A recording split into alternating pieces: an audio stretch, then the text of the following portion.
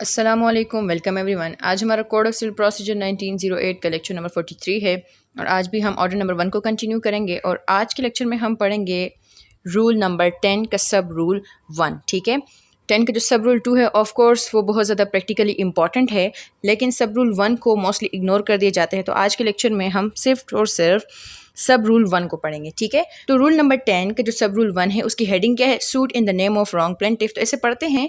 तो सबसे पहले हम देखते हैं कि सब रूल 1 अप्लाई कहाँ पर होता है। तो ये सिर्फ और सिर्फ प्लेंटिफ्स के ऊपर अप्लाई होता है, डिफेंडेंट्स के ऊपर अप्लाई नहीं होता। और इसकी नेचर किस तरह है? ये सब रूल 1 एक पावर ग्रांट करता है, ये कोर्ट की पावर है। किस हवाले से?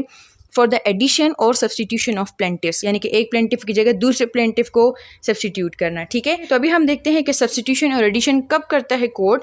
तो सब्सटीट्यूशन कब अलाउ करता है कोर्ट? कि जब कोर्ट को ऐसा लगता है कि जो सूट इंस्टीट्यूट किया गया है it is instituted in the name of wrong person. Who is the wrong person? कि यानी कि जब कोर्ट को लगता है कि जो प्लेंटिफ है जिसने सूट इंस्टीट्यूट किया है, जिसने सूट फाइल किया है, he is not the rightful plaintiff. यानी कि फॉर एग्जाम्पल अगर ए ने बी के ख़िलाफ़ सूट फाइल किया है तो अगर कोर्ट को लगता है कि ए का राइट उतना नहीं बनता बी के ख़िलाफ़ जितना कि किसी और शख्स का बनता है, any third person, for example C या डी, तो जब अगर कोर्ट को लगता है कि जिस पर्सन ने सूट इंस्टीट्यूट किया he is not the rightful person, he is wrong person, उसका राइट उस डिफेंडेंट के ख़िलाफ़ नहीं बनता, तो फिर क्या करता है कोर्ट? सब्सटीट्यूशन अलाउ करता है। क्या होगा? जो रॉन्ग पर्सन है, जो रॉन्ग प्लेंटिफ है, उसकी जगह पर जो राइट पर्सन है उसको एज अ प्लेंटिफ सब्सटीट्यूट कर देगा कोर्ट। ठीक है, और एडिशन कब अलाउ की जाती है? कि जब ये डाउटफुल हो कि आया जिस शख्स ने सूट फाइल किया है, यानी कि जो ऑलरेडी प्लेंटिफ है, क्या वो वाकई राइटफुल प्लेंटिफ है या इसकी जगह पर कोई और राइटफुल प्लेंटिफ है या फिर इसके साथ कोई और भी शख्स है जो प्लेंटिफ बन सकता है।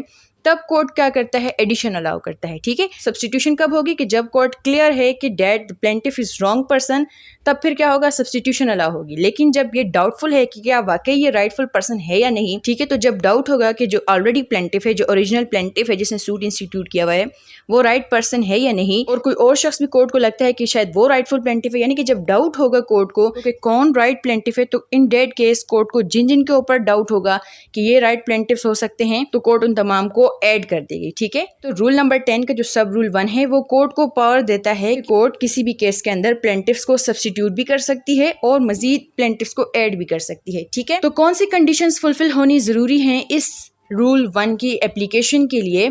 सबसे पहले तो क्या है? Institution of suit is proper, कि जो सूट इंस्टीट्यूट किया गया है, चाहे वो रॉन्ग पर्सन ने किया है या जिसने भी किया है, उसका जो इंस्टीट्यूशन है वो प्रॉपर होनी चाहिए, यानी कि जो प्लेंट है उसकी रिक्वायरमेंट सारी फुलफिल होनी चाहिए। और दूसरी रिक्वायरमेंट क्या है? Bona fide mistake of original plaintiff. क्या चीज जरूरी है? कि जिस शख्स ने सूट फाइल किया हुआ है ऑलरेडी, ओरिजिनल प्लेंटिफ का मतलब क्या है? यानी कि वो पर्सन जिसने सूट इंस्टीट्यूट किया है, ठीक है, उसकी ये जो मिस्टेक है, यानी कि अगर वो रॉन्ग प्लेंटिफ है या फिर उसने राइटफुल प्लेंटिफ को भी अपने साथ अगर एज अ प्लेंटिफ ऐड नहीं किया, तो उसकी ये जो मिस्टेक है बोनाफाइड होनी चाहिए, बदनीयती की बुनियाद पर नहीं होनी चाहिए। उसकी जो मिस्टेक है वो ऑनेस्ट होनी चाहिए। ठीक है, तो ये चीज़ कि जो ओरिजिनल प्लेंटिफ है उसकी जो मिस्टेक है वो ऑनेस्ट हो, या फिर क्या हो कि कोर्ट को डाउट हो कि जिस पर्सन ने सूट इंस्टीट्यूट किया है कि ये राइटफुल प्लेंटिफ है या नहीं। ठीक है, तो इन दोनों में से कोई भी कंडीशन फुलफिल होगी तो सब रूल 1 अप्लाई होता है। और तीसरी रिक्वायरमेंट क्या है सबसे ज़रूरी? कि वो जो सब्सटीट्यूशन या फिर एडिशन है वो बहुत ज़्यादा ज़रूरी हो उस केस के अंदर। किस पर्पज़ के लिए? For determining the real matter in dispute, के उन प्लेंटिफ्स और डिफेंडेंट्स के दरमियान मैटर जो कंट्रोवर्सी है, जो इश्यूज़ हैं, उनको सेटल करने के लिए एडिशन ऑफ प्लेंटिफ या सब्सटीट्यूशन ऑफ प्लेंटिफ की रिक्वायरमेंट बन जाए, वो नेसेसरी हो, ज़रूरी हो, तो फिर इन डेट केस कोर्ट एडिशन या फिर केस को देखते हुए सब्सटीट्यूशन अलाउ करता है। ठीक है, ठीक है, तो यहाँ तक आपको सब रूल 1 के अंदर काफ़ी बातें समझ में आ गई। अब जो सब रूल 1 है उसकी जो बैरक की लैंग्वेज है, बुक की लैंग्वेज है, उसे पढ़ते हैं। Where a suit has been instituted in the name of the wrong plaintiff, कि जब कोई सूट इंस्टीट्यूट किया गया हो रॉन्ग प्लेंटिफ के नाम से, और where it is doubtful whether it has been instituted in the name of the right plaintiff, या फिर कोर्ट को शक हो कि क्या जिस पर्सन ने सूट इंस्टीट्यूट किया है वो राइट है या रॉन्ग है, द कोर्ट में at any stage of the suit. अब यहाँ पर एक और चीज़ क्या समझ लें कि किसी भी स्टेज पर एडिशन और सब्सटीट्यूशन हो सकती है। कोर्ट ये ऑर्डर किसी भी स्टेज पर कर सकता है। और एट एनी स्टेज का मतलब क्या होता है? यानी कि डिक्री, फाइनल डिक्री आने से पहले पहले जितना टाइम है उस टाइम के अंदर ये ऑर्डर कभी भी हो सकता है। ठीक है, तो क्या होगा, कोर्ट किसी भी स्टेज पे क्या कर सकता है, इफ़ सेटिस्फाइड, अगर कोर्ट मुतमईन है that it has been instituted through a bona fide mistake, कि अगर कोर्ट को लगता है कि जिस पर्सन ने ये सूट इंस्टीट्यूट किया है उसकी बोनाफाइड मिस्टेक है, उसकी ऑनेस्ट मिस्टेक है, यानी कि उसने जानबूझ के इस तरह नहीं किया कि किसी और पर्सन के राइट को दबाकर खुद प्लेंटिफ बनकर डिफेंडेंट के खिलाफ वो सूट फाइल कर रहा है, और क्या हो, and that it is necessary for the determination of the real matter in dispute so to do, और उस सूट को डिटर्मिन करने के लिए, जस्टिस कंप्लीट करने के लिए, उन पार्टीज़ के दरमियान मैटर्स को सॉर्ट आउट करने के लिए ज़रूरी हो, क्या ऑर्डर कर सकता है court, order any other person to be substituted or added as plaintiff upon such terms as the court thinks fit। कोई भी शराइत कोर्ट लगा सकता है, कोस्ट की पेमेंट का भी कह सकता है, ठीक है।